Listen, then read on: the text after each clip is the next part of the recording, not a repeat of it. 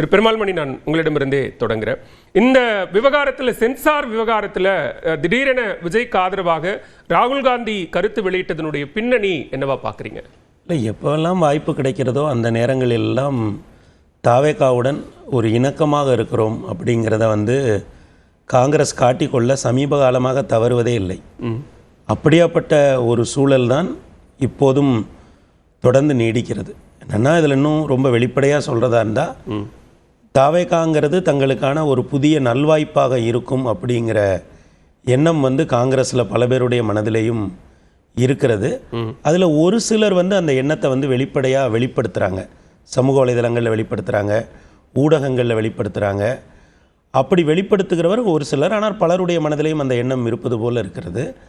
அது எப்போதெல்லாம் நேரம் கிடைக்கிறதோ, இப்போ உதாரணத்துக்கு நம்ம இன்றைக்கு இந்த ஜனநாயகன் விவகாரம் என்பது சென்ட்ரல் போர்ட் ஆஃப் ஃபிலிம் சர்டிஃபிகேஷனுக்கும் ஜனநாயகன் தயாரிப்பாளருக்குமான ஒரு சட்ட போராட்டம் நடந்து கொண்டிருக்கிற இந்த நேரத்தில் ஒரு எதிர்க்கட்சி தலைவராக ஐயா ராகுல் காந்தி வெளிப்படுத்திய அதே விஷயத்தை தமிழக முதல்வரையாகவும் வெளிப்படுத்தியிருக்காங்க. சிபிஎஃப்சியை நீங்கள் ஒரு ஒவ்வொரு அமைப்பையும் நீங்கள் பயன்படுத்துவதை போல இதையும் நீங்கள் பயன்படுத்துகிறீங்கன்னு சொல்லியிருக்காங்க.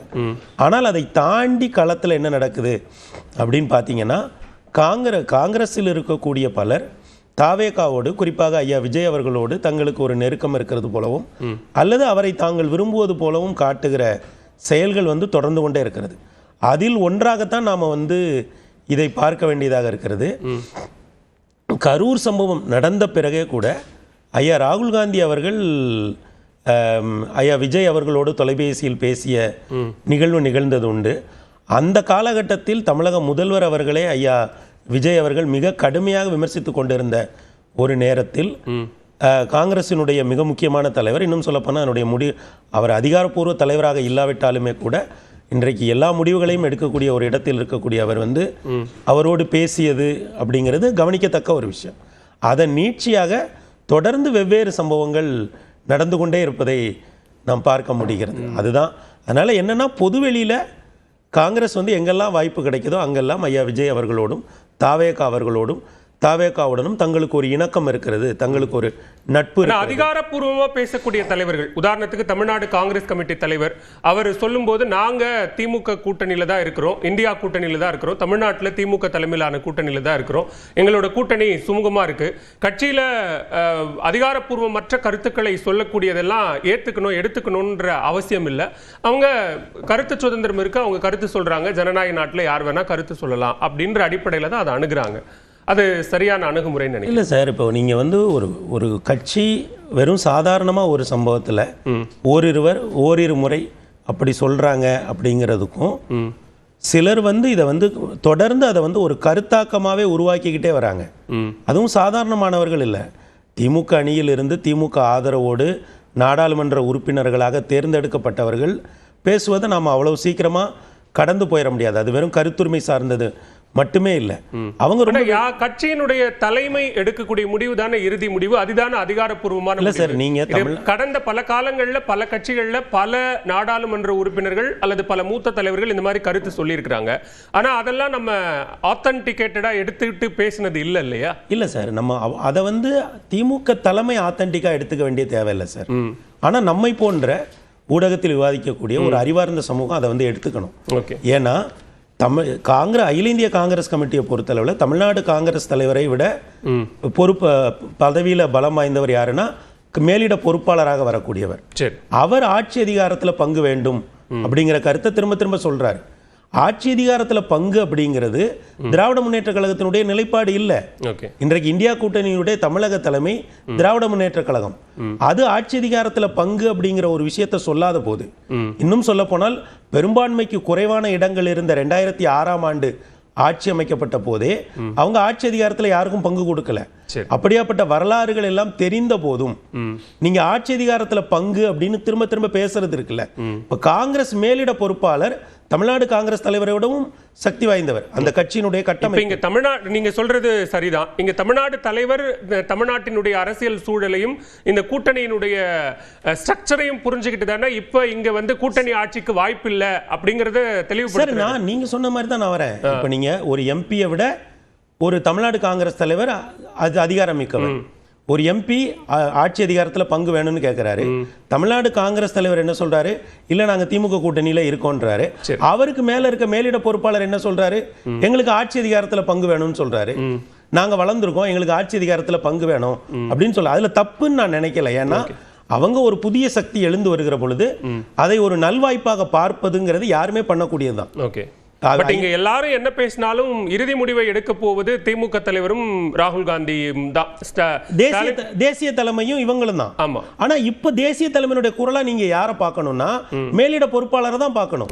கிரீஷ் ஓடங்கர் சொல்ல இதுல ரெண்டு விஷயத்தை நீங்க பார்க்கணும். ஒன்னு தேசிய தலைமையினுடைய மௌனம், இன்னொன்று மேலிட பொறுப்பாளர் தேசிய தலைமையினுடைய குரல் தான். சரி, அப்ப அவர் ஆட்சி அதிகாரத்தில் பங்குங்கிறாரு.